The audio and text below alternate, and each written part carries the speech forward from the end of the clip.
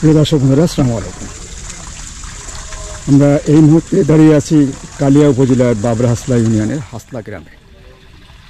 আমরা নদীর পাড়ের যে নদী সর্বশান্ত করে প্রতি বছরই বসত বাড়ি ঘর দরজা ভেঙে নিয়ে যায়,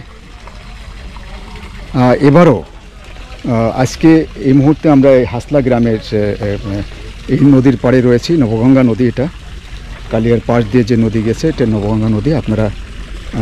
আপনারা একটু আমাকে বলবেন যে আপনারা আমার কথাগুলো শুনতে পাচ্ছেন কিনা।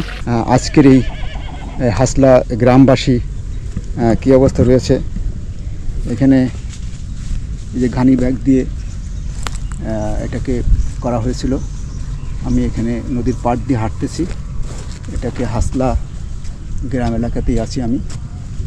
এখানে দেখেন আমরা প্রচুর ঘর দরজা ভেঙে গেছে।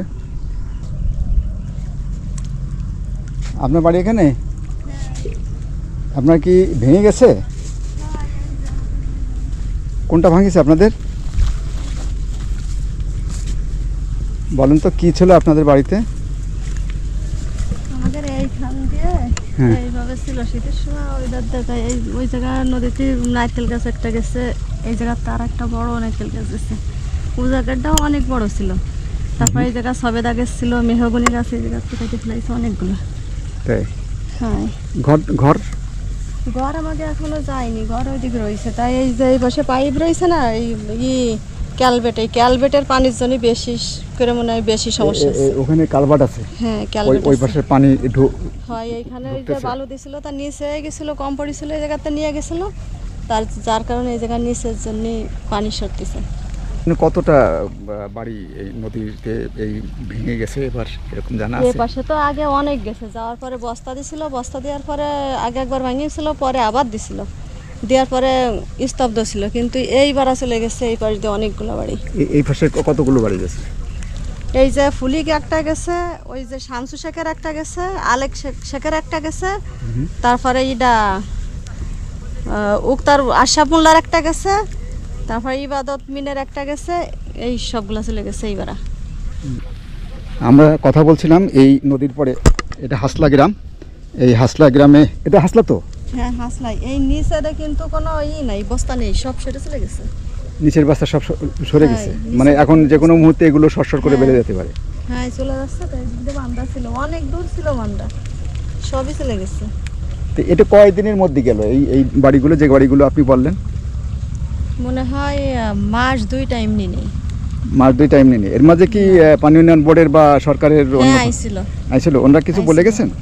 ওনারা তো মাইপে নিয়ে গেছে, বলতেছে যে আমরা দেখে গেলাম, তো আমাদের তো এই কাজ, তা আমরা যে বলবারই দেখা যাক কি করা যায়। মনে হয় যে এর ভিতরে 1 মাসের ভিতরে আইছিল, সেনাবাহিনীরা আইছে সেদিনকে রাত্রিবেলা, তা 15-20 দিন আগে।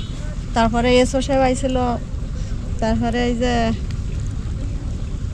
মানে বেশ কয়েকজন আইছিল, মানে তারা এসে দেখে গেছে এবং তারা চেষ্টা করতেছে এরকম। হ্যাঁ, দেখে গেছে, দেখে বলেছে যে আমরা চেষ্টা করে দেখবানি কি দেখি করা যায় না। আমরা কথা বলছিলাম এই নদীর পাড়ের যাদের বিলীন হয়ে গেছে, এখানে প্রায় যে কটি ঘরবাড়ির কথা উনি বললেন, এবং ইতিমধ্যে বর্তমান অন্তর্বর্তী সরকারের যারা দায়িত্বে রয়েছেন তারা ইতিমধ্যে এখানে যোগাযোগ করেছেন এবং তারা চেষ্টা চালিয়ে যাচ্ছেন, এমনটি প্রত্যাশা করেছেন। হয়তোবা সরকার সেই উদ্যোগটা নেবেন বা নেওয়ার জন্য প্রস্তুতি নিচ্ছেন, এমনটি এই নদী পাড়ের মানুষ সবসময় তারা এই ভিটেটাও ছিল একজনের, না? হ্যাঁ, ছিল। আগে একবার চলে গেছিল, যেটুক বস্তা দেওয়ার পরে ছিল, ওরা আবারও আইছিল, আসার পরে এবার আর থাকার মতো এরা এখন কই গেছে? ওরা এই পরের জায়গা ওইখানে বালু করে রয়েছে, ওকে তো জায়গা জমি নেই। নাম কি এই যারা চলে গেছে এখান থেকে? ইনার নাম হলো ফুলি, তা ওনার স্বামী মারা গেছে, মানে ওনার কোনো জায়গা জমি নেই, এটুক তার সম্বল ছিল। হ্যাঁ, ফুলি আছে এখানে? আছে, ওই বালুর পরে কাঞ্চনপুরে গিয়ে বালু থইছে, ওর পরে উনি ছাবড়া দিয়ে আছে। যে ভাঙনের অন্যতম আরেকটি কারণ হলো যে নদীতে যারা অবৈধভাবে বালি উত্তোলন করে, সে সমস্ত কারণের জন্য বেশিরভাগই নদী ভাঙন এই অবস্থা তৈরি হয়। এই একটি নদী ভাঙনের পরে এই বাড়িটি এখানে করে এখানে হয়তো সাময়িকভাবে তারা আশ্রয় নিয়েছে। বাড়িতে কেউ আছেন, এই বাড়িতে হয়তো কেউ কাউকে পাচ্ছি না। তোমার বাড়ি কি এটাই? হ্যাঁ, এই বাড়ি? এই বাড়ি তোমাকে কোথায় ছিল কাকা আগে? ওই সামনে। এইসব ভেঙে গেছে, খুবই কষ্ট। হ্যাঁ, আব্বু কোথায়? ঢাকা। ঢাকা? হ্যাঁ। আম্মু? আম্মু ঢাকা। এখানে তোমাকে রান্না বান্না করে দেখে? বু, আমার বউ আর আমি থাকি। বু কই? বউ সামনে ওই অন্য কেউ বাড়ি গেছে। কি নাম? আল আমিন। হ্যাঁ, আল আমিন। আলামিন। আলামিনের বাবা মা দুজনেই ঢাকাতে, এবং ওর বউ এবং সে এইখানে এই নদীতে ভেঙে গেছে বাড়ি, নদীতে ঘর নিয়ে গেছে। এখন এই জায়গায় তোমরা থাকো। কোন ক্লাসে পড়েন? থ্রিটি। ক্লাস 3-তে।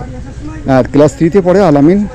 যেমনটি তার নদী ভাঙ্গনের প্রতি হয়তো তার মধ্যে ফিলিংসই নেই ওইভাবে, যেহেতু তার বাবাও নাই মাও নাই, দুজনেই ঢাকাতে থাকেন।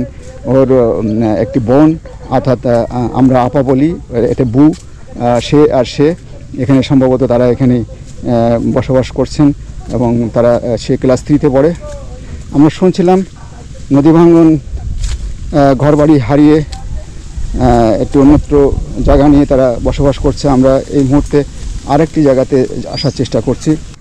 এই বাড়িটা ছিল অলরেডি, এই বাড়িটা নদীর গর্ভে চলে গেছে। এখন এইভাবে নদী ভাঙ্গনে প্রতি বছরই মানুষ এভাবে পড়ে, এবং এর জন্য প্রত্যেক বছরই সরকার চেষ্টা করেন এবং প্রতিকারের ব্যবস্থাও গ্রহণ করে। এবারও তেমনিভাবে হয়তো সরকারের চিন্তাভাবনা করছে। এই মানবতার জীবনযাপন করছেন এমন দৃশ্য অবলোকন ইতিমধ্যে সরকারি লোকজন এলাকা পরিদর্শন করেছেন। আপনারা শুনেছেন খাদিজা আপা এখানে বলেছেন, আপনি একটু পিছনে যে হয়তো জানতে পারবেন। এই বাড়িগুলো অলরেডি নদীর গর্ভে ভেঙে যাবে, সংখ্যা অলরেডি এখান থেকে সরিয়ে নিয়েছেন। আমরা এই ছিল মোটামুটিভাবে নদী ভাঙ্গন এলাকার আপনাদের সাথে প্রথম ইন্ট্রোডিউস করার বিষয়টি তুলে ধরার চেষ্টা করলাম। কোন জায়গা ছিল আপনার বাড়ি? এখানে কোথায়? ওই যে ওই মাঠের সামনে, এই যে ঘাটটা চলে গেছে। হ্যাঁ, মাঠ চলে গেছে, আমাদের ঘর বাড়ি চলে গেছে। বাইরে কি কোথাও জমি জমা আছে? না, আমার কিচ্ছু নাই, আমি ওই যে বেড়ির গায়ে আছি। এই যে আমাদের এই নদীর কিনারায় বাড়ি ছিল, ভেঙে গেছে। আমরা এখন রাস্তার সাইডে এনে রাখেছি। এখন যে আমরা কোথায় যাব আর কোথায় এই ভিটে বানায়, ঘর বাড়ি বানায় আমরা থাকবো, আমাদের কোনো ব্যবস্থা নাই। কি বাড়ি হয়েছে? বাড়ির কি অবস্থা? নদীতে ভেঙে গেছে বাড়ি। হ্যাঁ, তাই আমরা খুব অসহায় আছি। এখন আমরা রাস্তার কোলে থাকি, ছেলে মেয়ে নিয়ে, স্বামী বাইরে থাকে, সেভাবে আমরা আছি, খুব অসহায়। নদীতে ভেঙে গেছে, প্রায় 15-20 দিন হচ্ছে, গদ্দরজা সব ভেঙে গেছে। আমরা একটা ঘর এখনো উঠতে পারিনি। এই জায়গা বাড়ি ছিল? হ্যাঁ, এই জায়গায় বাড়ি ছিল। কি বাড়ি ছিল? টিনের ঘর না? আমাদের ওইটা ছিল পাকা করা, ওই পাশে একটা টিনের ঘর ছিল, এই সাইডে একটা ছিল, 3টা ঘর ছিল। আপনার ছেলে মেয়ে? আমার 2টো ছেলে মেয়ে। এই নাকি? এই যে আমার ছেলে, মেয়েটা স্কুলে গেছে। এই যে আমাদের বাড়ি, আমার আর কোনো জায়গায় 1 শতক জায়গাও নাই। এই যে বন্যা গেল, এই বন্যা তো কেউ কোনো খোঁজ খবরও নিল না। এই যে বাড়ি আমরা যে রাস্তার সাইডে ঘর দরজা উঠে নিয়ে রাখেছি, এই যে খুলে খালি নিয়ে রাখেছি, আমাকে কেউ এসে জিজ্ঞাসা করে না যে তোমাকে অবস্থাটা কি, তোমরা কীভাবে চলতেছ, কীভাবে খাচ্ছ, কোথায় থাকতেছ।